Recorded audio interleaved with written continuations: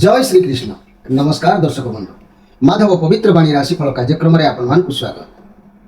प्रिय दर्शक बंधु, आज आम जाना जे कि श्रावण मास बा कर्कट मासर दक्षिणायन संक्रांति संचार गणना प्रमाण अनुसार कौन सब ये संक्रांति ठारू श्रावण मासर शेष पर्यंत घटिबो, समग्र ओडिशावासी निश्चित भाव में एक कथा को अनुध्यान करने आवश्यक अच्छी।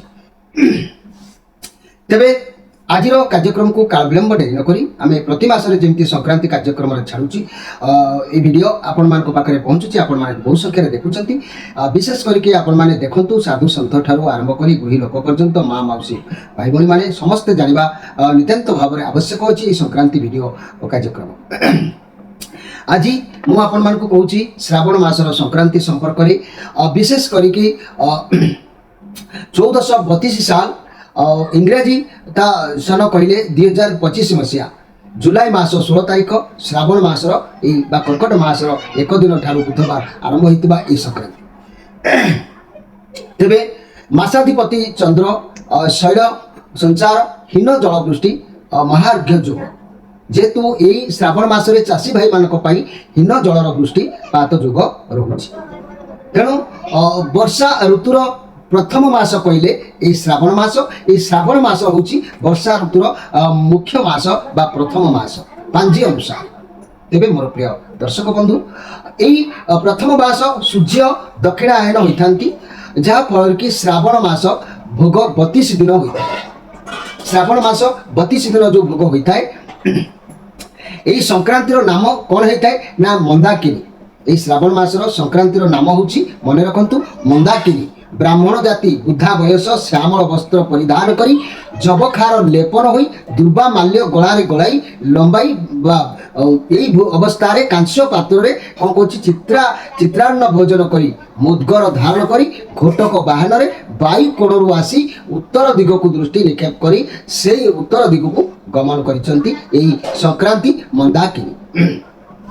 तेणु फल कौन हम ना फल विभिन्न प्रकार माने समस्या देखा देता है।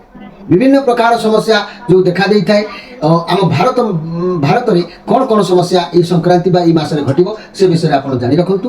ये मासरे भारतर हिमाचल प्रदेश उत्तराखंड हिमालय पाददेशीय अंचल भूमिकंप द्वारा धन जीवन हानि आशंका ये मासरे निश्चित भाव में रहिबो। आ दिल्ली लखनऊ भोपाल गांधीनगर द्वारा धन जीवन हानि आशंका रहिबो। आदि स्थान मानक सन्त्रासवादी द्वारा नाना अघटन घटवार आशंका रही।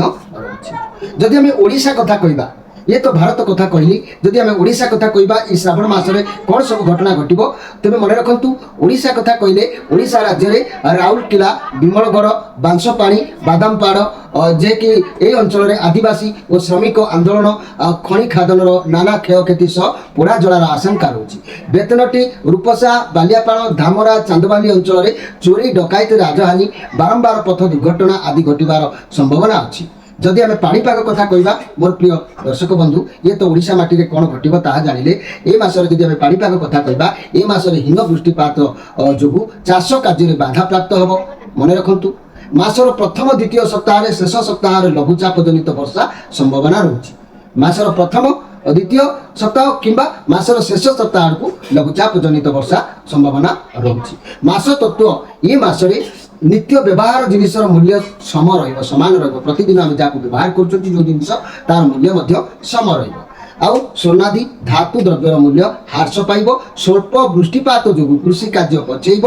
खनिज उत्पादन शिल्प कारखाना उत्पादन वृद्धि पाइब।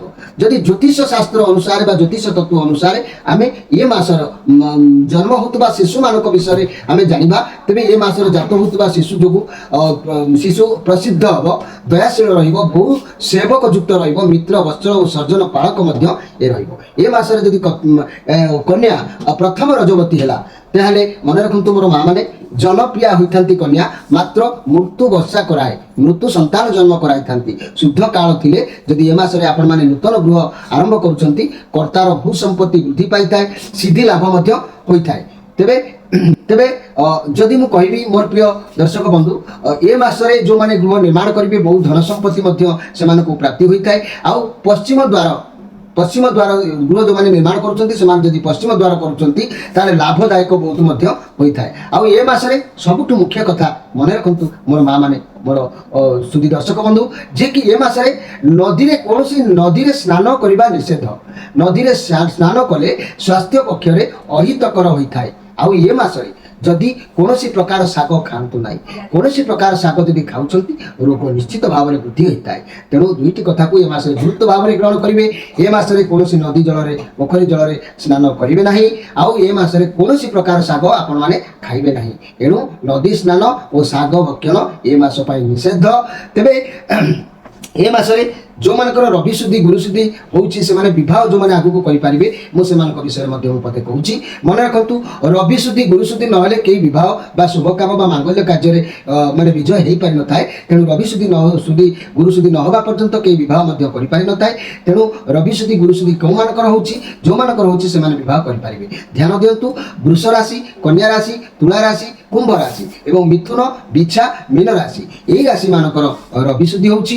एई माने प्रस्तुत रुहतु। आउ ता सहित खाली रवि शुद्धि हेले हबो नाही, ता सहित गुरु शुद्धि हबा दरकार। गुरु शुद्धि ता सहित के होउची ना वृष सिंह तुला धनु कुंभ राशि मानकर गुरु शुद्धि। तेणु ए रवि शुद्धि गुरु शुद्धि जेतोटी राशि रे हला सेही माने केवल ए विवाह करि परिबे से मानकर भाग्य रो विवाह आसी थाए। तेणु निश्चित चेष्टा कले विवाह होई थाए। प्रिय दर्शक बंधु ये थिला आपण मानक पई संक्षेप रे संक्रांति रो केते गुडी जानिबा कथा। आपण माने दैनंदिन राशिफल देखुचंती मासिक राशिफल देखुचंती प्रति मासरे आम ये संक्रांति वीडियो कार्यक्रम आम उपस्थापन आनुचु आपण मानक पई चाषी कूल पई गोटे मार तार संतान पई गोटे मार तार झियो पई बा पुओ पई बा ई मासरे आपनकर कोन स्थिति गति रहबो आम देशर कोन परिस्थिति रहबो मु सब विषय संक्षेप रे कहूची। आपण माने निश्चित भाव में कार्यक्रम को बहुत भल पाइबा देउथबारु आपण मानक धन्यवाद। आपण मान विदाय नै रहउची। नमस्कार।